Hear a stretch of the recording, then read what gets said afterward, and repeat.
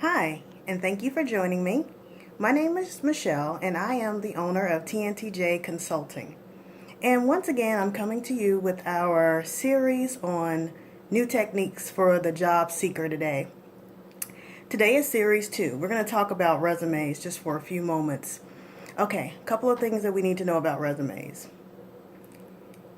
The stereotype is not the same anymore with one-page resumes. You do not need to have a one-page document. Your resume needs to thoroughly represent your experiences of what you've been doing. So it may be a one-page document, it may be a two-page document, and at the most a three-page document. What we do want to try to remember is not to just put things in the resume to fluff them or to fill them. Make sure it's accurate experience. So that brings me to point 2. Resumes need to be true. They need to represent what you've truly done. Days are gone where we could kind of fluff the resumes up and pretend like we did a lot of things that we didn't do.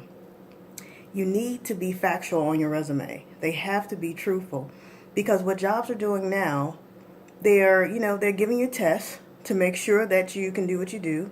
They're asking you questions that correspond with your resumes, and the worst thing you want to do is go through that whole process, getting an interview, and then you can't do what you said you could do.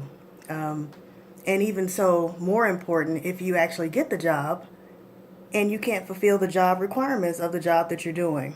So then they'll discover that it was a lie. So we do not want to go in with the untruthful resume. Please tell the truth on your resume.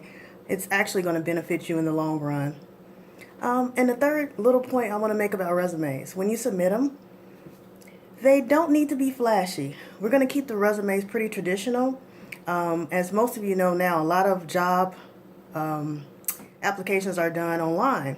So a lot of resumes are accepted online and profiles are developed.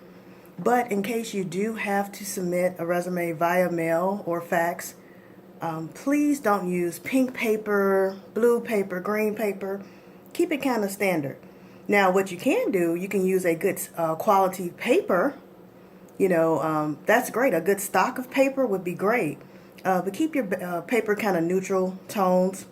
Don't get too flashy with the fonts either. Keep it, like a New Times Roman or Courier or something where it's easily, it's an easy read, and not the employer trying to decipher through this impressive font and you're losing something with the resume. So you want to keep it professional.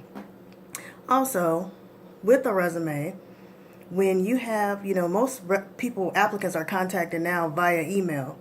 So you want to get an email address that stands out professionally, not personally. You do not want to have an email that's too personal, like Michelle hotgirl123@gmail.com. That's not speaking to your professional side. That's speaking to your personal side. And, even though you may be the utmost professional, with the email like that, sometimes employers are a little, distracted from what you're representing. So please keep your email simple, professional, your name, Gmail, Yahoo, AOL, MSN, whatever it is. Sometimes we have to put numbers on the end. That's fine. But you want to keep your email address extremely professional, okay?